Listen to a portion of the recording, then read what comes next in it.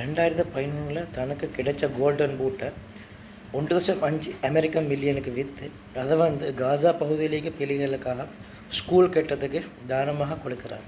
அதே மாதிரி save the children, UNICEF போன்ற அமைப்புகளோட இன்றைக்கும் வேலை செஞ்சு கொண்டு உலகத்தில் இருக்கிற ஏழை குழந்தைகளுக்காக குரல் கொடுத்து கொண்டிருக்கும் ஒரே ஒரு வீரன் அவன்தான். அஸ்ஸலாமு அலைக்கும் வரஹ்மத்துல்லாஹி வபரகாத்துஹு. 1985 போர்த்துக்கல்லிக்கு மெடோராண்டில் ஒரு சின்ன தீவிலிக்கு ஒரு குடிசையில் தான் அவன் பிறக்கான். அவன் வாப்பட பேர் ஜோஸ். அவர் ஒரு தோட்டக்காரன். உம்மா மரியா. அவள் கடையில் குக்காக இருந்தா. அதோட வீடுகளுக்கு சென்று ஹெல்ப்பராக இருந்தான். வீட்டில் சாப்பிட கூட கஷ்டமாயிக்குது. அவனுக்கு ஃபுட்பால் வாங்கவும் காசு இல்லை. அவன் வீட்டிலேயே துணிகளை எடுத்து அது ஃபுட்பால் மாதிரி செஞ்சு விளையாடுறான். ஷூ வாங்கவும் காசு இல்லை. அவன் வெறும் காலோட ப்ராக்டிஸ் பண்ணான். ஒரு வெறியோட ப்ராக்டிஸ் பண்ணுறான். ஒரு வேளை சாப்பாட்டை தவிர்த்து அந்த சல்லியை சேமித்து அதை வச்சு ஒரு ஃபுட்பால் வாங்குகிறான். அவ்வளோ வெறி ஃபுட்பாலில் மேலே அவன் யார்?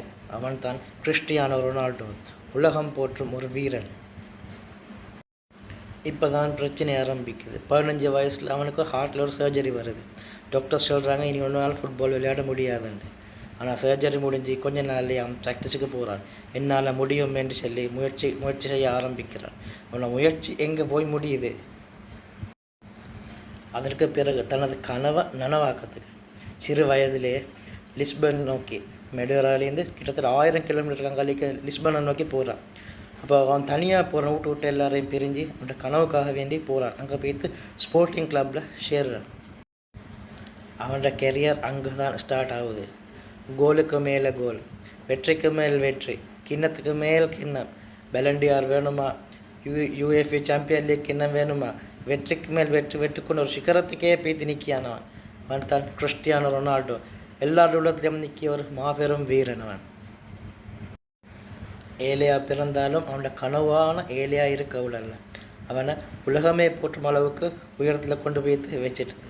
நீங்களும் ட்ரை பண்ணி பாருங்கள். உங்களை எல்லாரையும் ஏழும். உங்களோட கனவுகளுக்காக போராடுங்க. விழ வேண்டி வரும். விழுந்த இடத்துலேருந்து எலும்பி நில்லுங்க. அங்கே தான் உங்களோட வெற்றி ஆரம்பிக்குது.